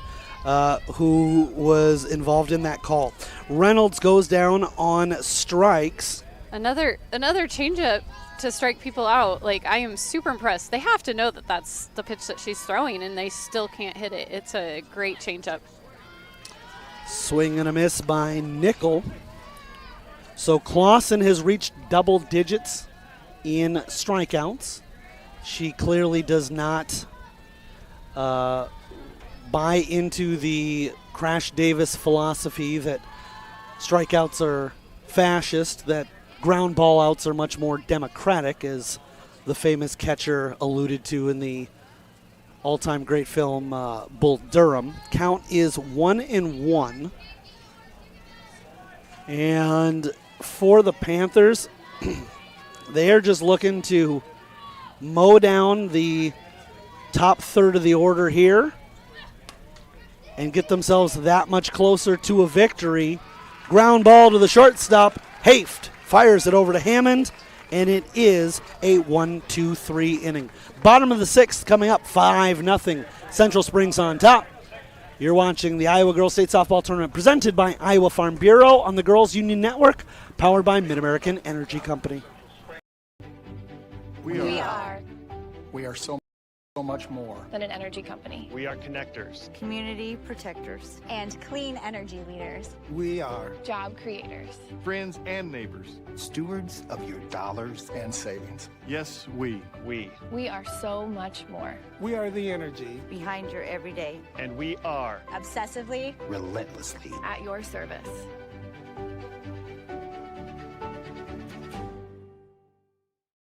In Iowa, we all play by the same rules. Hard work pays off, practice makes perfect, success is something you earn, and teamwork helps us all be winners. The Iowa Pork Producers Association is proud to support statewide high school athletics, because on our team and on yours, what we bring to the table is what brings us all together. Learn more about our commitment to Iowa at iowapork.org. Welcome back here with you live on the Girls Union Network, powered by Mid-American Energy. Bottom of the 6th inning, and due up for the Panthers, the 6, 7, and 8 hitters, Abby Pate, Charlie Fessler, and Zari McDonough. And it may sound like, well, this is going to be an easier portion of the lineup for the Raiderettes to get through, but keep in mind the next two due up have reached base all 4 times the 2 combined have come up. Yeah, both have a base hit. Abby has a base hit and a home run. Charlie has a base hit and a double. So yeah, this lineup is tough to go against. There's no breaks, but honestly, Addie Reynolds is a senior out there acting like it, throwing a great game against an amazing team, and doing her part. Popped up to center field. Lambert will get underneath it, and she is retired. Initially, they scored Fessler's first at-bat as a hit. They went back and called that an error, but between Pate and Fessler, they each have a Kruger Seeds extra base hit, Pate's being a home run, Fessler's being a double, and Pate has scored twice. That's the first time she's been retired. Meanwhile, Fessler has been stranded at third both times. What was she the has one come that Fessler had, the base hit? It was that is not a base hit. It was the bunt that was laid down right in front of the, and they went the to throw catcher. third. The first baseman picked it up, looked at third, Yeah. and then went to first. Okay. And I thought that was a tough ruling. I would have given her the hit because there's no guarantee that the out would have been there anyway. But that's why I'm here, and the official scorers do what they do. 0-2 the count. I like it. As a pitcher, you don't want a bunt to be a base hit. So. And Reynolds with the delivery. Setting up outside, and Nickel catches that one right on the edge of the strike zone. Fessler goes down looking. And McDonough.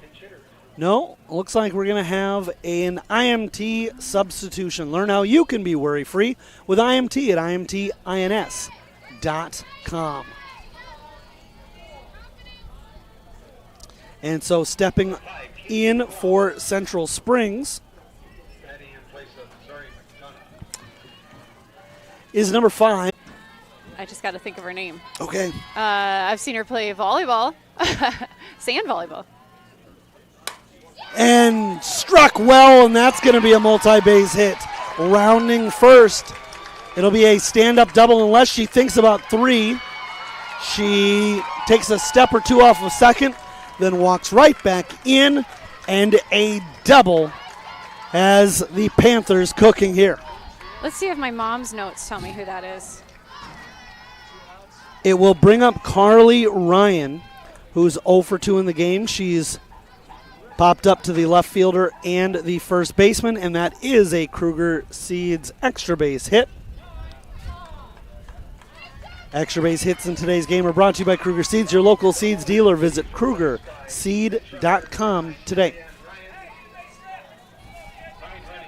And Elian Ryan, the sophomore, will swap out at second. That's another IMT insurance substitution. Learn how you can be worry-free with IMT at imtins.com. 2 outs in the inning, so Reynolds, after that well-struck ball, is still an out away from getting out of this jam if she can retire Ryan here. I think that batter was Casey Crum. She's All not right. listed on in the book, but And this will be an RBI single by Ryan, and that keeps the party going for the Panthers. As running for Crum. this is where you need phone a friend. Coming across is Elian Ryan. Yeah, so in the official program, Crum was listed as numeral 11, but on the lineup card that we were given, she is donning the numeral 5. That's what happened. And Fessler now with an opportunity for the Panthers to extend the lead. There's a called strike, in with a stolen base, and then sliding in was Ryan. So she ends up inadvertently but advantageously sliding in and kicking the ball away, and she'll end up advancing from first to third. That ball got just away from Jaxie Knight, although nothing she could do about it as the runner was in front of her. And she's going one way, ball ends up heading the other. And now Fessler with a real opportunity here to extend the Panthers' lead. Fessler plays really relaxed. I like the smile on her face. She just looks like, nothing's really stressing her out. Obviously a competitor. Nothing stresses her. She seems pretty carefree, and I think the best sign of that, as she takes a look at a ball, is you can't see it on the broadcast, but we can spot that on her left thigh, her pants have a rip in it, and clearly she's not bothered by it, as she's just playing another day of playing the sport that she loves. They're probably her good luck pants, so she's not going to change them. Good luck trying to get an athlete to change their routine. And she's a senior. She's probably like, we're going to get new uniforms next year. You're wearing that to the end. So Reynolds with a runner at third, count of 2-1, and Fessler was a walk, a double, and is 1 for 2. Drills one to right field underneath it, and coming up with the out is Strite. It ends up being a long fly ball, but the Panthers do add to their lead. They're on top by a score of 6-0. We'll be back with the 7th.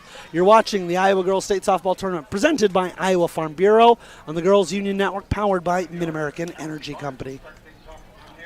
The Iowa Farm Bureau is proud to present the state softball tournament and celebrate the accomplishments of Iowa's student athletes. To the Iowa Farm Bureau, this is more than just a sport. It's hometown pride, it's hopes and dreams, it's our future leaders. It's a reason to do more and be more. And it's that farm strong spirit that can only be found in Iowa. Congratulations to the student athletes and coaches on an outstanding softball season. And remember, today's successes are just the beginning of tomorrow's achievements.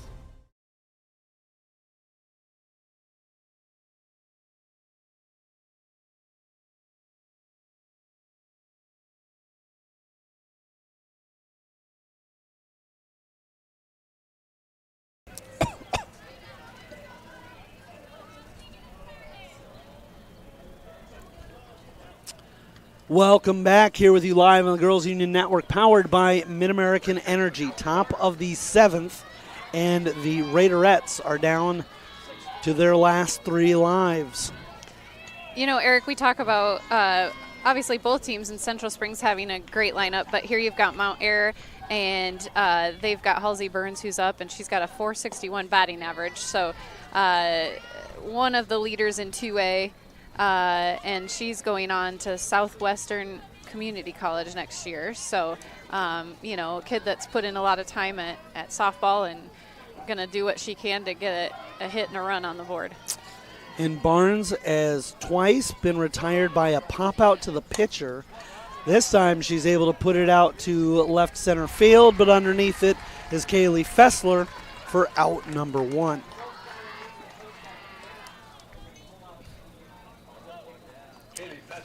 Zoe Larson is due up. She is a third baseman today, although also pitches.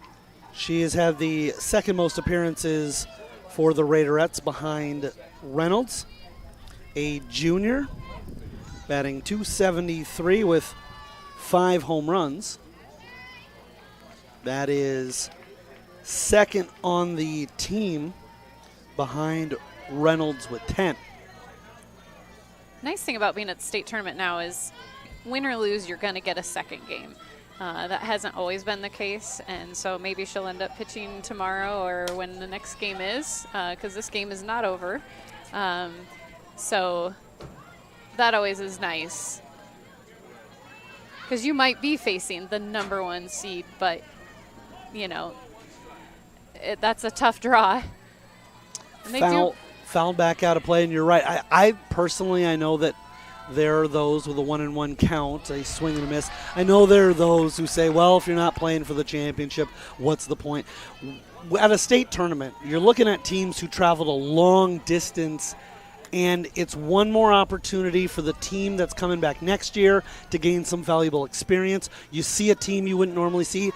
And for the seniors, it's one last opportunity with the girls. And no other sport do you get to end up with a win unless you win a state title besides softball. So they are lucky to have that, because volleyball, you lose, you're done, or you win a state championship. That's the only thing. And basketball is the same way. I guess I'm trying to think of any other team sport that would. I'm almost positive that soccer doesn't have a consolation side either. Yeah, I don't think they do either. Inside, but still catches the plate. Lindsey Barnes takes a look at strike one. So I want a pitching lesson, and I'm requesting this from Cooper Clausen. I want to know after this, because I'm not going to tell any of you guys, how she throws that changeup. So Clausen looks in. She's got 11 Ks and goes upstairs with that one for strike number 2, and the Raiderettes find themselves down to their last strike.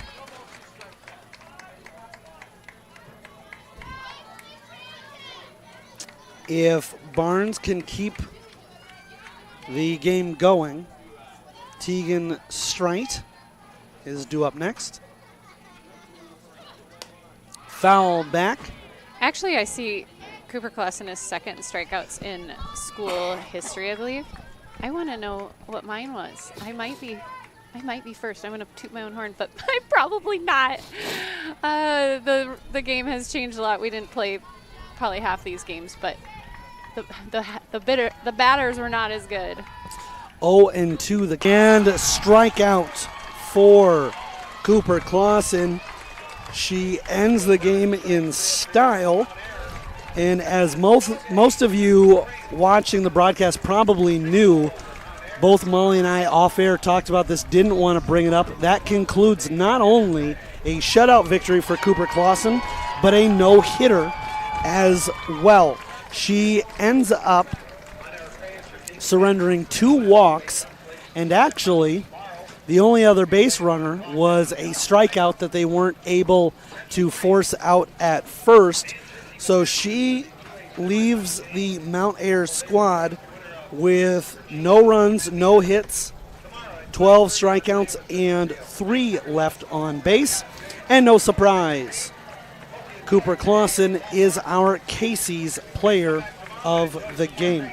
Clausen, a junior in her 27th season, 27th appearance, ends today having thrown 138 innings, now has a record of 23-0. Her strikeouts improved to 226 on the year, and her ERA coming into today at .59 may even go down a hair from that. But she was all that was advertised, as we knew she was going to be a force to be reckoned with. Great game by her. Throwing a no-hitter is very tough, like we spoke. She was patient, struck them out many times on a changeup, and what a great game. And she's got a great defense behind her, too. Some pretty fantastic catches in the outfield, and a great win for Central Springs, but not an easy one. So the Mount Ayr really did a great job of staying in the ball game and playing pretty cleanly. Fans, Casey's General Stores is proud to sponsor the Iowa Girls High School Athletic Union and today's player of the game, Cooper Clausen. Casey's is at the heart of many Iowa communities, cheering on our local teams and fans, making sure there's fresh pizza ready, win or lose. Sign up for new Casey's Rewards, the rewards program that gives back by letting you redeem points for Casey's cash, fuel discounts, or donations to local schools. Well, that is going to do it as Central Springs advances thanks to a no-hit shutout thrown by Clausen, and they're able to score 6 runs off of 8 hits in the game. They will move on to be tested tomorrow over on the Iowa Central Field at 5:30, taking on the winner of the 4-5 matchup, Iowa City Regina and Van Meter. My name is Eric Zamora. We thank you for tuning in, all of us here, with the broadcast, including our camera operator, Jose Guzman, our director, Ruben Garza, and our color commentator, Molly Geis. We thank you for tuning in one final time. A 6-0 victory for Central Springs as they move on to the Class 2A semifinals. Thanks for watching this broadcast. It's the Iowa Girls State Softball Tournament presented by Iowa Farm Bureau on the Girls Union Network, powered by Mid-American Energy Company.